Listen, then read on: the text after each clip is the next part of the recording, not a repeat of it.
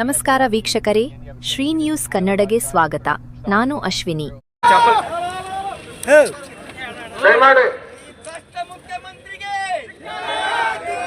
ರೈತ ವಿರೋಧಿ ಕಾಂಗ್ರೆಸ್ ಸರ್ಕಾರಕ್ಕೆ ಉಳ್ಳಾಗಡ್ಡಿಗೆ ಖರೀದಿ ಕೇಂದ್ರ ತೆಗೆಯಲು ಕಾಂಗ್ರೆಸ್ ಸರ್ಕಾರಕ್ಕೆ, ಮೆಕ್ಕೆಜೋಳಕ್ಕೆ ಖರೀದಿ ಕೇಂದ್ರ ತೆಗೆಯಲು ಕಾಂಗ್ರೆಸ್ ಸರ್ಕಾರಕ್ಕೆ, ತೊಗರಿ ಬೆಳೆಗೆ ಕೈಮಾಡಿ ಬಿಡಪ್ಪ ಕೈಮಾಡಿ ಅಷ್ಟೇ ಇಲ್ಲಿ ಮಾನ್ಯ ಜಿಲ್ಲಾಧಿಕಾರಿಗಳು ಬರೋವರೆಗೆ ಹೋರಾಟ ಮುಂದುವರಿತು ಹೋದಲ್ವಾ? ಎಲ್ಲಿವರೆಗೆ ದಯಮಾಡಿ ಎಲ್ಲಿ ನಾವೆಲ್ಲ ಮಾಡ್ಕೊಳ್ತೇವೆ ಬಂದಿವಿ. ನಮ್ದು ಚಾಟಿ ಇದು ಬರೀ ಇಷ್ಟೇ ಮೈಂಡ್ ಐತೆ ಅಂತ ಅನ್ಕೋಬೇಡ್ರಿ. ಮಾನ್ಯ ಮುಖ್ಯಮಂತ್ರಿಗಳೇ, ಮಂತ್ರಿಗಳೇ, ಮುಂದಿನ ದಿನಮಾನಗಳಲ್ಲಿ ಇಂಡಿಯಾ ಕೊನೆಹಳ್ಳಿಯಿಂದ ಹಿಡ್ಕೊಂಡು ಈ ವಿಜಯಪುರ ಜಿಲ್ಲೆಯ 650 ಹಳ್ಳಿಗಳಲ್ಲಿ ರೈತರ ಹೋರಾಟವನ್ನ ರೂಪಿಸ್ತೇವೆ. ಇದು ಗಮನದಲ್ಲಿರಲಿ. ಅದಕ್ಕೆ ನಾನು ವಿನಂತಿ ಮಾಡ್ತೇನೆ, ಆದಷ್ಟು ಬೇಗ ಜಿಲ್ಲಾಧಿಕಾರಿಗಳು, ವಿಶೇಷವಾಗಿ ಇವತ್ತು ನಮ್ಮೆಲ್ಲ ಹೋರಾಟಕ್ಕೆ ಪೊಲೀಸ್ ಇಲಾಖೆ ಅಧಿಕಾರಿಗಳು ಸಹಕಾರ ಕೊಟ್ಟಿದ್ದಾರೆ. ಅವ್ರಿಗೆಲ್ಲರಿಗೂ ಕೂಡ ನನ್ನ ರೈತರ ಪರವಾಗಿ, ನನ್ನ ಪಕ್ಷದ ಪರವಾಗಿ ಅಭಿನಂದನೆಗಳನ್ನು ಸಲ್ಲಿಸ್ತೇನೆ. ಯಾಕಂದ್ರೆ ಅವರೆಲ್ಲರೂ ರೈತರ ಮಕ್ಕಳು. ಹೀಗಾಗಿ ಈ ಹೋರಾಟ ಅತ್ಯಂತ ಯಶಸ್ವಿ ಆಗಲಿಕ್ಕೆ ಅವರು ಕೂಡ ನಮ್ಗೆ ಸಹಕಾರ ಕೊಟ್ಟಿದ್ದಾರೆ. ಅವರಿಗೂ ಅಭಿನಂದನೆಗಳು. ಅದೇ ರೀತಿ ಡಿಸಿ ಸಾಹೇಬರು ಇಲ್ಲಿ ಬಂದು ತೊಗರಿ ಬೆಳೆ ಏನ್ ಹಾಳಾಗೈತಿ, ನಮ್ಮ ಜಿಲ್ಲೆಯಲ್ಲಿ 7,50,000 ಹೆಕ್ಟೇರ್ ಪ್ರದೇಶ ಹಾಳಾಗೈತಿ. 7,50,000 ಹೆಕ್ಟೇರ್ ಪ್ರದೇಶ ಹಾಳಾಗೈತಿ. ಅದೆಲ್ಲದಕ್ಕೂ ಕೂಡ ಕೇಂದ್ರ ಸರ್ಕಾರದ NDRF, SDRF ಏನ್ ಕೊಡ್ತೈತಲ್ಲ ಸಾಹೇಬ್ರ, ಅದ್ರ ಜೊತೆಗೆ ಸಿದ್ದರಾಮಯ್ಯನ ಸರ್ಕಾರ, ಅದು ಕರ್ನಾಟಕದ ಜನರ ಸರ್ಕಾರ. ಜನರ ತೆರಿಗೆ ಹಣದಿಂದ ಎಕರೆಗೆ 20,000 ರೂಪಾಯಿ ಹೆಚ್ಚುವರಿ ಪರಿಹಾರ ಕೊಡ್ಲೇಬೇಕು. ಅಲ್ಲಿವರೆಗೆ ನಮ್ಮ ಹೋರಾಟ ಮುಂದುವರಿಯುತ್ತದೆ ಅಂತಕ್ಕಂಥದ್ದು ಹೇಳಲಿಕ್ಕೆ ಬಯಸ್ತೇನೆ. ದಯಮಾಡಿ ಇಲ್ಲ ನಾವೇ ಅಲ್ಲಿ ಹೋಗೋಣ ಅಂದ್ರೆ ಅಲ್ಲೇ ಹೋಗು ಬರ್ತಾರ.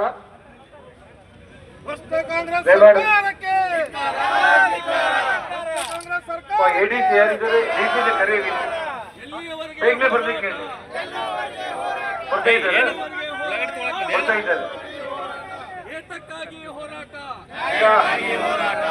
ಒಂದ ನಿಮಿಷ ದಯಮಾಡಿ ಕೇಳಿ. ಸರ್ಕಾರ ಯಾವ ಸರ್ಕಾರ? ಯಾವ ಸರ್ಕಾರ? ಯಾವ ಸರ್ಕಾರ? ಸರ್ಕಾರ ಅಂತೆ ಸರ್ಕಾರ, ಸರ್ಕಾರ ಅಂತೆ ಸರ್ಕಾರ, ಸರ್ಕಾರ ಅಂತೆ ಸರ್ಕಾರ, ಮರ್ಡರ್ ಅಂತೆ ಮರ್ಡರ್, ಸಿಎಂ ಇಂದ ಮರ್ಡರ್, ಸರ್ಕಾರ ಅಂತೆ ಸರ್ಕಾರ.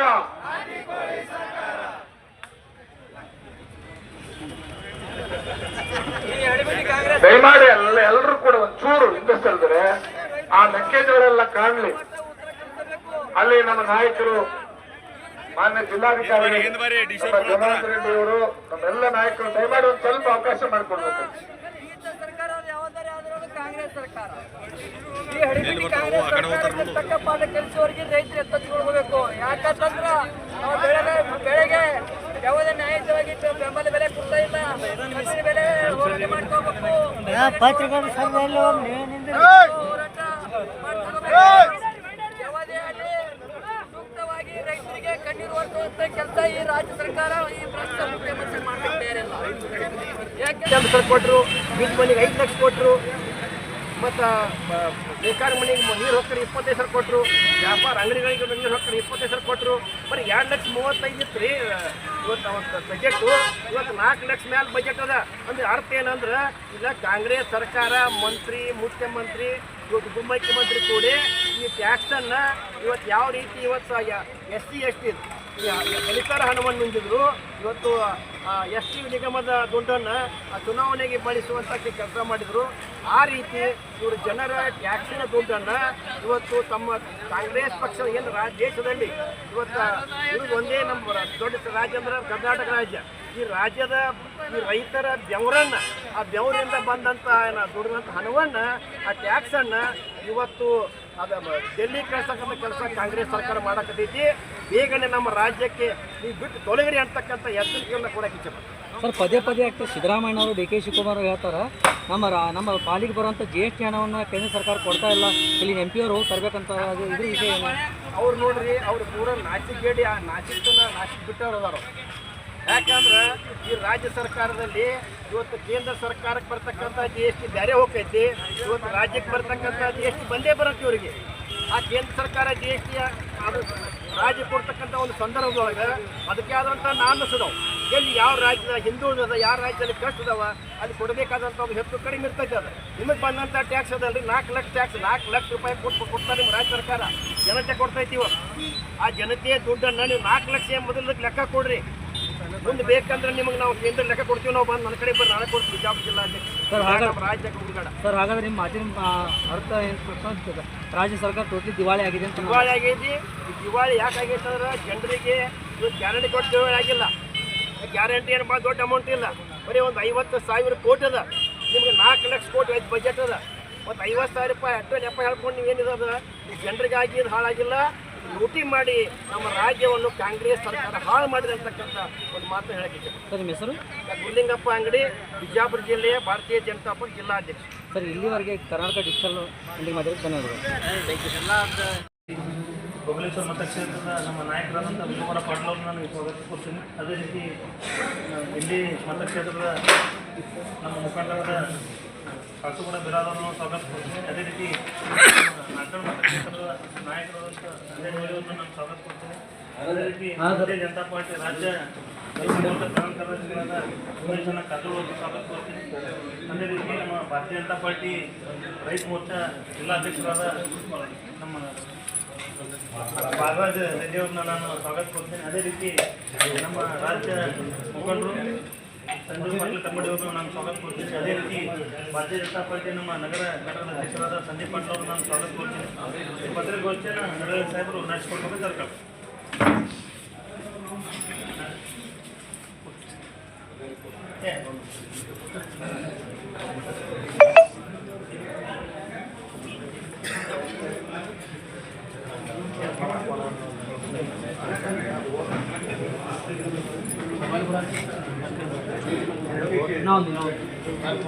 ಅಣ್ಣ ಸ್ವಲ್ಪ ದಯವಿಟ್ಟು ನಮ್ಮ ಕಾರ್ಯಕರ್ತರು ಯಾರು ಮಾತಾಡಬಾರ್ದು, ಪ್ರೆಸ್ ಮೀಟ್ ಅದ ಪ್ಲೀಸ್.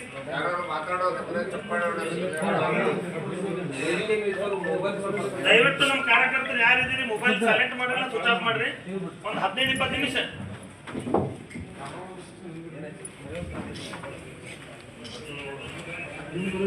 ಈ ಪತ್ರಿಕಾಗೋಷ್ಠಿಯಲ್ಲಿ ಭಾಗವಹಿಸಿರ್ತಕ್ಕಂಥ ಪಕ್ಷದ ಜಿಲ್ಲಾಧ್ಯಕ್ಷರಾದ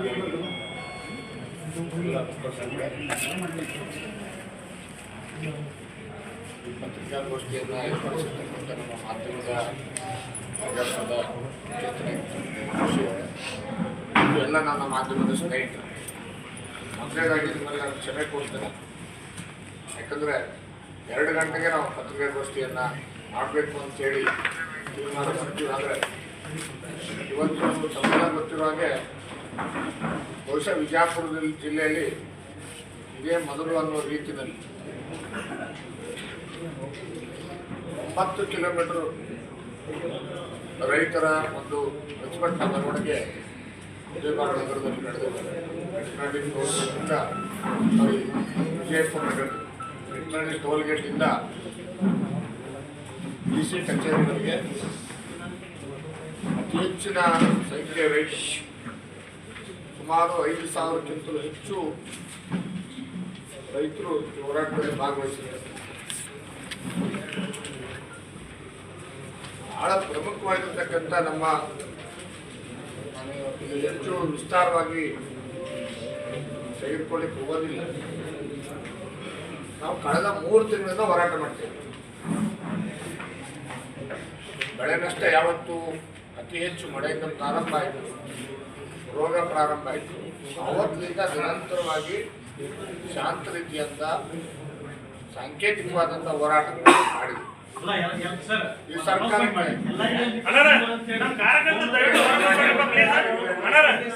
ಮತ್ತಷ್ಟು ಸುದ್ದಿಗಾಗಿ ನೋಡ್ತಾ ಇರಿ ಶ್ರೀ ನ್ಯೂಸ್ ಕನ್ನಡ.